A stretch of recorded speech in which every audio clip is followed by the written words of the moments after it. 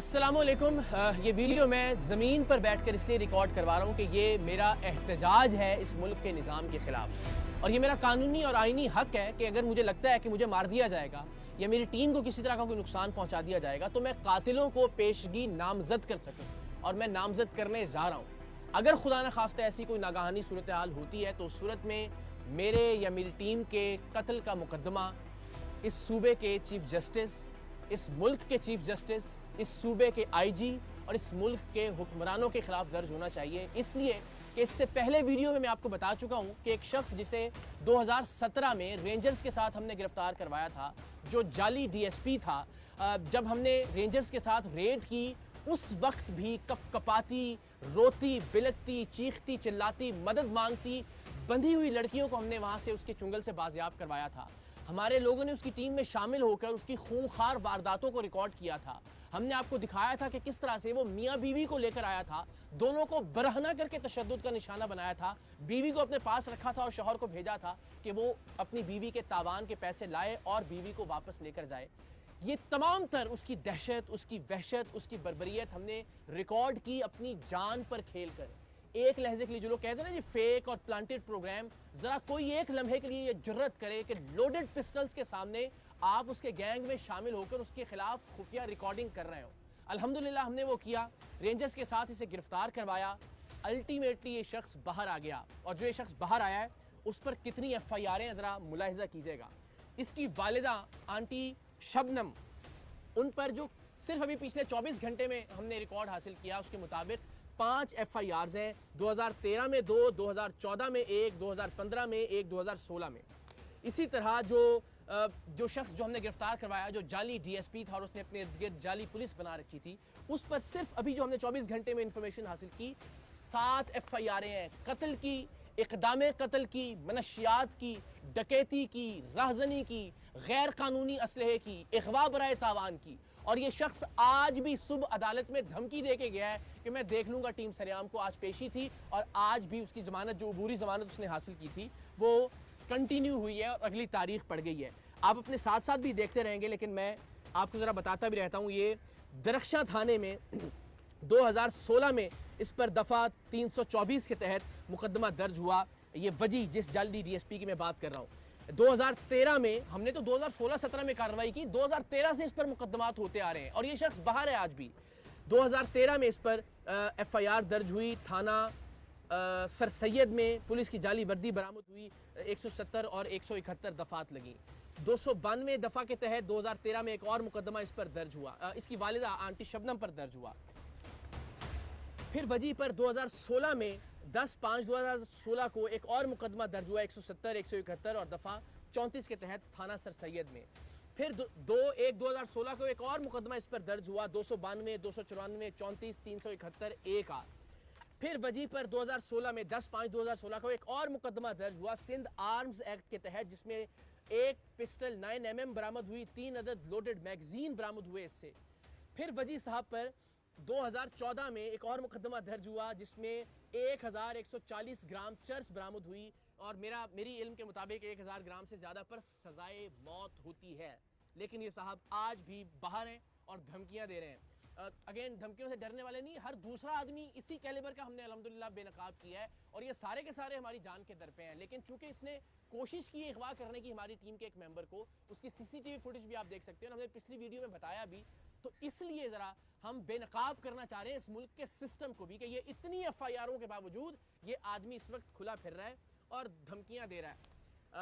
6/9/2014 को वजी साहब पर एक और FIR हुई, 394 और 34 टेपे के तहत। इस शख्स पर जाली डीएसपी वजी पर 2/1/2014 को एक और मुकदमा दर्ज हुआ सिंध आर्म्स एक्ट के तहत, जिसमें रिवॉल्वर 32 बोर 2 राउंड जिंदा यानी और बगैर लाइसेंस के ये बरामद हुए से। सारी आप अपने साथ अपनी स्क्रीन पर देख सकते हैं। 28/5/2015 को वजी पर एक और मुकदमा दर्ज हुआ, 342, 324, 355, 170, 171, 392, 34, 504, 337 ये दफात लगी इसके अंदर। फिर जनाब इनकी वालिदा पर, आंटी शबनम पर, जो कि बुनियादी तौर पर एक फहाशी का अड्डा चलाने का और मनशियात का अड्डा चलाने का काम करती हैं, 2014 में, ये नई FIR नहीं है, 2013 से ऑनवर्ड्स की FIR आपको दिखा रहे हैं, 1595 ग्राम चर्स बरामद हुई 2014 में। ये FIR आप स्क्रीन पर देख सकते हैं।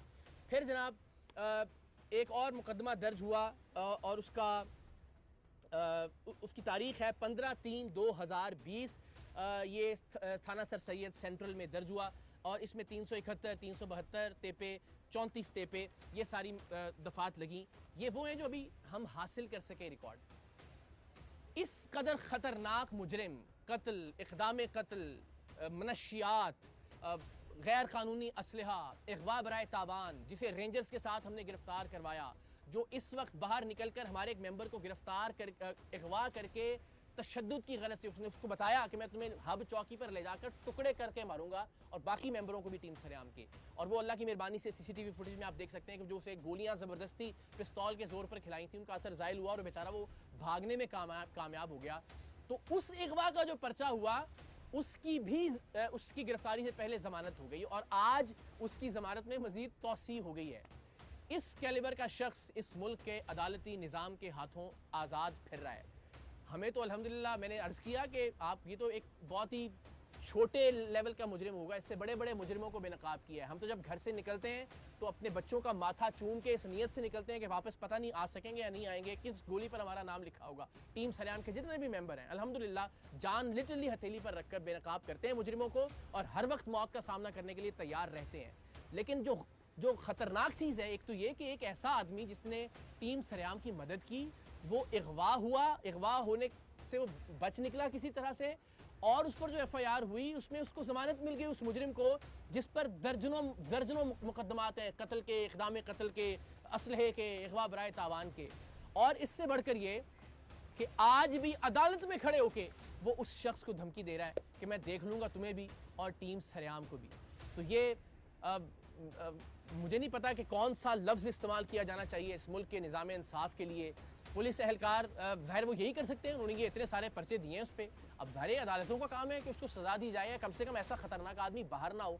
3 साल ये जेल में रहकर आया है और जेल में रहने के बाद इसने एक पूरा गैंग तश्कील दे दिया है और बाहर आकर जो ये कार्रवाइयाँ कर रहा है उसकी भी हम तफसीलात इंशाल्लाह जल्द आप लोगों से शेयर करेंगे। लेकिन आप सोचें, इस मुल्क में क्या आप और मैं अपने बच्चों को छोड़कर मरना पसंद करेंगे इन हालात में कि जब एक क्रिमिनल इतना ताकतवर है, एक फहाशी का अड्डा चलाने वाली उसकी माँ इतनी ताकतवर है कि इतने मुकदमात में वो इस वक्त भी ज़मानत पर है और धमकियां दे रहा है। और आज ही उसने एक मोबाइल शॉप पर जाकर हमारे ही एक मेंबर के शनाख्ती कार्ड पर एक मोबाइल फ़ोन भी ख़रीदा है और उसकी भी तस्वीर हमें मौसूल हो गई हैं। ये हाल है इस मुल्क का। हमें कहा जा रहा है कि जी आप पुलिस की सिक्योरिटी ले लें जब तक हम इस शख्स को गिरफ्तार नहीं करते। किस चीज़ में गिरफ्तार करेंगे? ये इतने सारे मुकदमे हैं, सब में तो उसकी बेल हो गई, वो बाहर आ गया है। मैं शुक्रगुजार हूँ DIG साउथ का, SSP साउथ का, SP साउथ का, SSP इन्वेस्टिगेशन बशीर बरोही साहब का, शिराज साहब का, जितने भी अहबाब हैं फ़ोन कर रहे हैं, हमदर्दी का इजहार कर रहे हैं, कह रहे हैं जी पुलिस एहलकार भिजवा देते हैं आपके साथ, टीम के साथ। लेकिन हम आवाम के टैक्स के पैसों से सिक्योरिटी नहीं लेंगे। हम अपने तौर पर जो कर सकते हैं वो कर रहे हैं, लेकिन इन्हीं वसाइल को इस्तेमाल कीजिए इस तरह के मुजरिमों के ख़िलाफ़ खुदा के वास्ते। वरना कोई भी शख्स जिसका बस चलेगा वो इस मुल्क से चला जाना चाहेगा। वो नहीं चाहेगा कि इस तरह के निज़ाम इंसाफ के अंदर अपनी औलाद को छोड़कर वो इस दुनिया से रुखसत हो।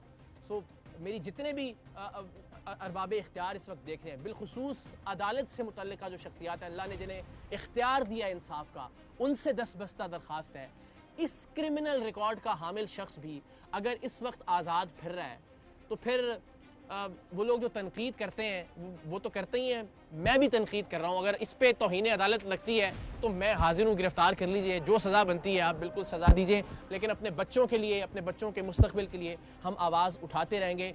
मकसद कोई हमदर्दी वसूल करना नहीं है, कोई सिक्योरिटी लेना नहीं है और ना इंशाअल्लाह अज़ीज़ हम लेंगे। मकसद सिर्फ बेनकाब करना है इस मुल्क के निज़ाम इंसाफ को। ये बताना है कि इस मुल्क में मुजरिम, कातिल, अगवा करने वाला, फहाशी का अड्डा चलाने वाला, मनशियात का अड्डा चलाने वाला कितना ताकतवर है और सच दिखाने वाला और सच को बेनकाब करने वाला कितना वल्नरेबल है, कितने ख़तरे में है। अल्लाह ताला पाकिस्तान का हामी नासिर हो। हम अपने हिस्से की शम्मा रोशन करते रहेंगे, चाहे उस शम्मा में, उस दिए में हमें अपना लहू शामिल करना पड़े। इंशाअल्लाह। पाकिस्तान जिंदाबाद।